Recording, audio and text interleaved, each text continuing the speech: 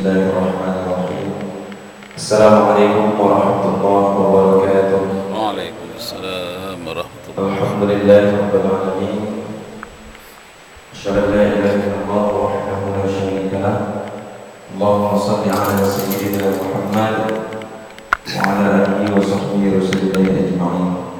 Bapak dan Ibu, para jemaah salat pada subuh Masjidul Jannah yang insyaallah senantiasa dirahmati Allah.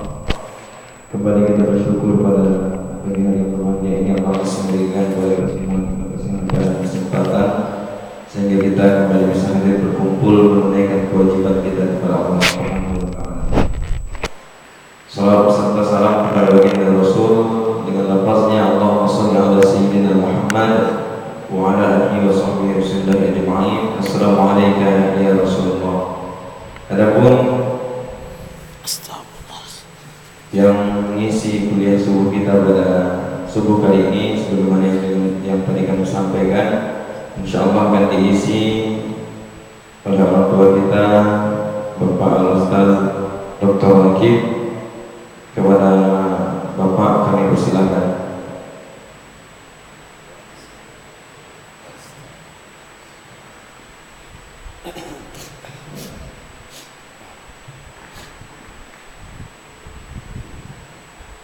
Assalamualaikum warahmatullahi wabarakatuh.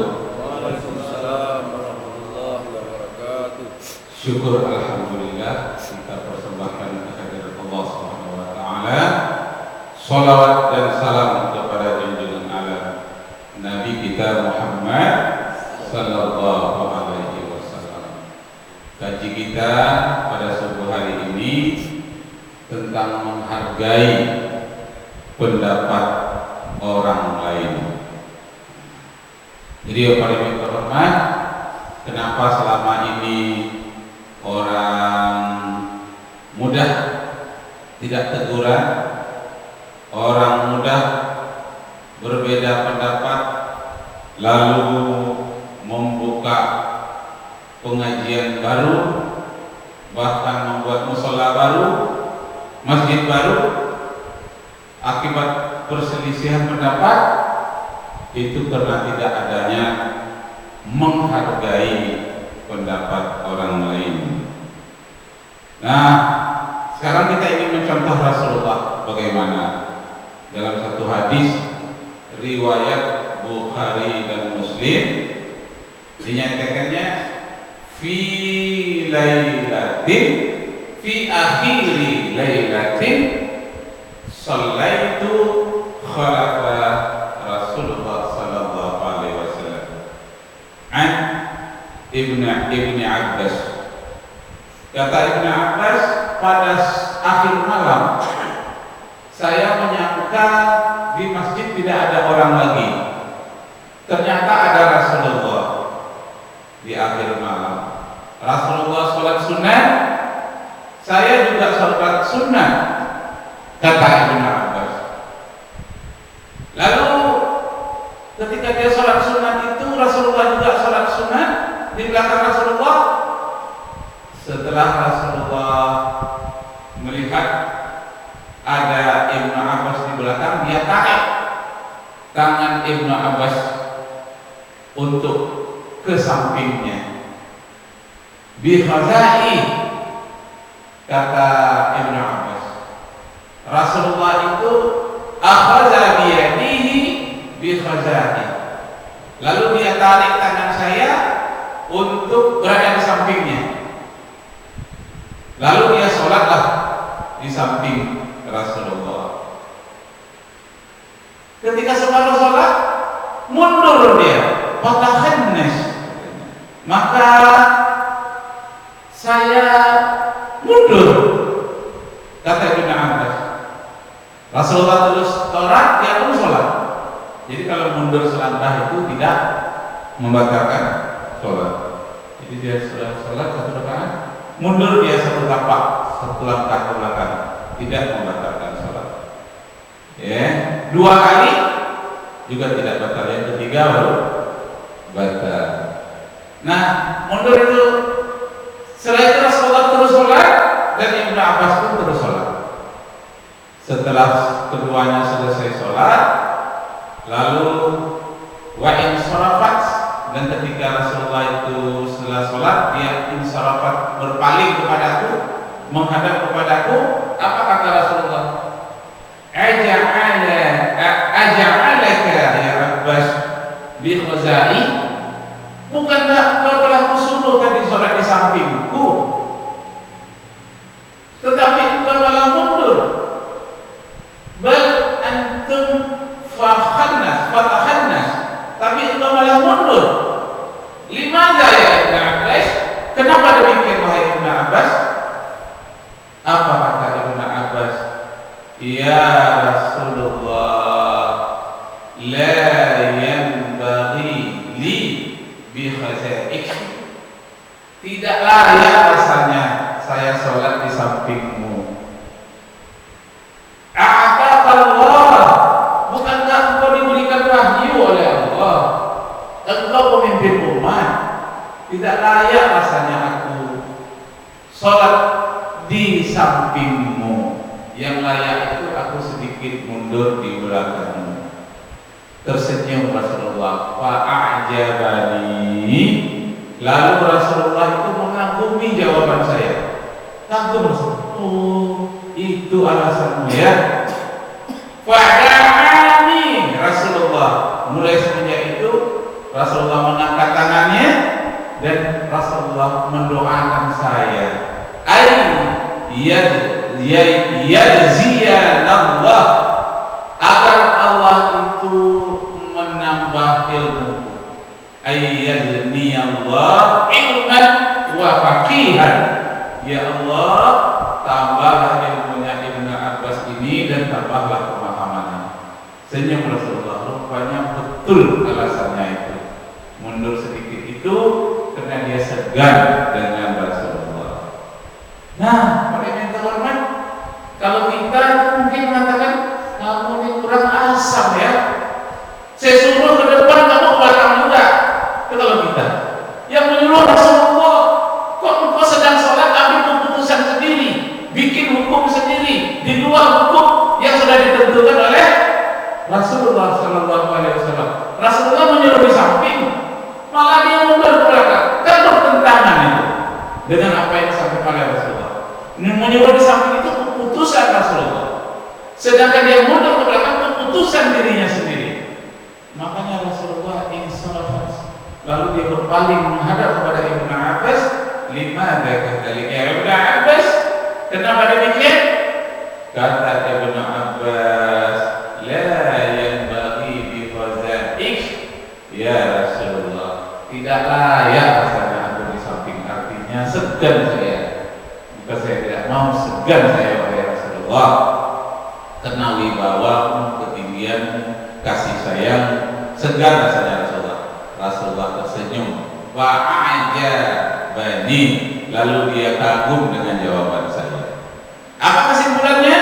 Kesimpulannya bahwa Rasulullah itu menghargai pendapat orang-orang yang rendah, menghargai pendapat orang lain walaupun dia pimpinan negara, dia nabi, dia rasul. Rupanya ada pendapat orang yang bertentangan dengan dia, malah dia puji, bagus. Kenapa? Karena dia faqihan, dia berpikir. Apa yang dipikirkan? Yang patut-patut. Jadi kalau dia di depan itu memang Rasulullah menyuruh, tapi tak layak rasanya, tak patut rasanya. Rupanya pendapat yang seperti itu dihargai oleh Nabi Muhammad Sallallahu Alaihi Wasallam. Tidak pernah yang kata, oh kamu bikin bid'ah itu, aku tidak suruh, kau bikin juga bid'ah kamu nih, sesat, masuk neraka. Tidak pernah Rasulullah bilang seperti itu. Cuma orang-orang zaman sekarang aja yang ada seperti itu. Baru udah hafal hadis ada 10 ayat, ada 10 ayat, 8 ayat menyesatkan orang. Rasulullah sumber ilmu pengetahuan pernah dikatakan orang itu sesat, malah menghargai. Jadi paling kalau ambil itu enaknya di samping Rasulullah. Pernah lagi seorang sahabat pergi ke suatu daerah. Nah, kata Rasulullah, kamu aku utus kepada Bani Quraisyah.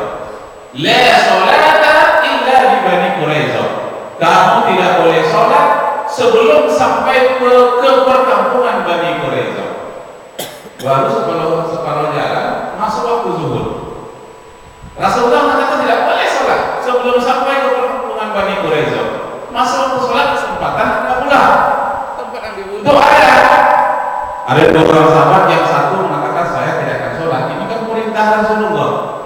Saya tidak akan sholat sebelum sampai ke kampung Bani Quraiza. Yang satu lagi, ya walaupun kita belum sampai, tapi kan tempat kita istirahat ini ada tempat sholat, ada tempat berwudu, lapang waktu bagi kita. Nah, marilah sholat. Tidak mau dia. Sahabat yang satu ini sholat, yang satu tidak. Sudah sampai, sudah hampir habis waktu zuhur, baru sampai ke perkampungan Bani Quraiza, sehingga dia sholat terdesak, hampir masuk pula waktu Asyar. Nah, dua-dua ini bertengkar. Yang satu mengatakan saya yang benar karena saya sholat tepat waktu. Ya, tapi Rasulullah katanya nggak boleh. Yang satu lagi, saya yang benar walaupun mau akan habis waktu Asyar, tapi kan perintah Rasulullah seperti itu. Rasulullah orang bijaksana. Nah, kedua-duanya bertengkar. Satu yang A mengatakan dia yang benar, sahabat yang B mengatakan dia yang lebih benar. Dua-duanya itu kembali dan bertemu dengan Rasulullah. Datang kepada Rasulullah, ya Rasulullah, kami dalam perjalanan berbeda pendapat. Dia mengatakan dia yang benar karena engkau yang mengatakan la sholata illa bi Bani Quraiza. Tidak ada sholat sebelum sampai ke perkampungan Bani Quraiza. Nyatanya dia sholat ya Rasulullah. Kata yang sholat saya yang benar Rasulullah karena waktu lapang. Walaupun belum sampai, tapi kenapa tidak dilupakan waktu patut rasanya. Nah, Rasulullah tersenyum kepada kedua-duanya. Dua-duanya dirangkul oleh Rasulullah. Kamu yang sampai ke Bani Quraiza baru sholat, ya kamu benar. Bagus, sesuai dengan hadisku. Kamu sholat tadi dalam perjalanan, ya kamu benar. Kenapa? Karena engkau memanfaatkan waktu yang benar. Karena engkau yang mengikuti perjalanan, aku tidak ikut di dalamnya. Rupanya engkau bisa memanfaatkan kesempatan. Berarti engkau berpikir. Kamu benar. Kalau yang kamu yang sampai di sana baru sholat, bagus. Kamu kurang berpikir, tapi kamu benar. Ketaatanmu tinggi. Nah, jadi dua-duanya benar. Karena ini kamu bikin ini. Tak pernah bilang begitu. Kamu sesat. Tak pernah bilang begitu. Apa katanya? Dua-duanya benar. Niatnya sama-sama baik. Jadi kalau hiduplah Rasulullah pada zaman sekarang ini, orang-orang yang berbeda pendapat saya mendengar itu datang kepada Rasulullah, mungkin dia elus-elus, kamu benar, tapi tensi kamu tinggi, coba rendahkan sedikit. Kamu benar, cuma kurang membaca hadis, baca lagi. Akan dibenarkan oleh Rasulullah, cuma mana yang kurang baik akhlaknya, kurang baik sikapnya, itu barangkali diperbaiki. Tapi keduanya sama-sama benar. Nah, enak lagi kedua-duanya senyum terhadap Rasulullah. Rasulullah senyum kepada mereka. Tidak ada satupun yang sakit hati. Dua-duanya. Jadi yang benar-benar itu enaknya berhadapan dengan Rasulullah. Rasulullah senyum menghadapinya. Ya, sampai-sampai Rasulullah katakan at-tabassamu li akhika shadaqah. Senyum saja terhadap teman-temanmu, saudaramu, itu adalah merupakan sedekah. Jadi kalau kita tidak punya duit untuk sedekah senyum saja. Ya Bu, bisa senyum Bu? Orang mengantuk, mana bisa senyum? Iya. Tapi kalau senyum harus punya teman Bu, nggak boleh sendiri-sendiri. Iya. Kalau senyum sendiri bagaimana? Gila asli. Jadi untuk senyum Bu, kita memerlukan teman. Senyumlah yang ikhlas seperti senyumnya Rasulullah SAW. Senyum itu kan dua macam. Ada senyum keikhlasan, rasa kagum. Ada senyum sinis. Ada. Nah, yang diinginkan oleh Rasulullah itu yang ikhlas. Senyum yang menunjukkan rasa kagum, rasa cinta, kasih sayang. Kalau soal masalah cinta, Rasulullah yang nomor satu. Cinta terhadap apa saja? Cinta terhadap keluarga, istrinya, anaknya, agama, negara, bangsanya. Wah, tak habis-habisnya kalau bicara cinta Rasulullah SAW. Dan kita mengharapkan semoga kita ini termasuk orang yang dicintai oleh Rasulullah SAW. Demikian Bapak Ibu terhormat, sampai ketemu lagi di Sabtu yang akan datang. Jadi jadwal saya geser dipercepat ya. Apalagi hari Sabtu saya mau libur di kantor. Di Sabtu, hari Minggu libur. Jadi pilih Sabtu jadi Minggu pun jadi. Nah, demikianlah terhormat. Semoga Allah mencintai kita semua dan kita mencintai Rasulullah. Wabillahi taufiq wal hidayah. Wassalamualaikum warahmatullahi wabarakatuh. Waalaikumsalam warahmatullahi wabarakatuh. Terima kasih banyak diucapkan kepada orang tua kita, Bapak Haji Dr. Rakib yang telah memberikan penjelasan kepada kita semua.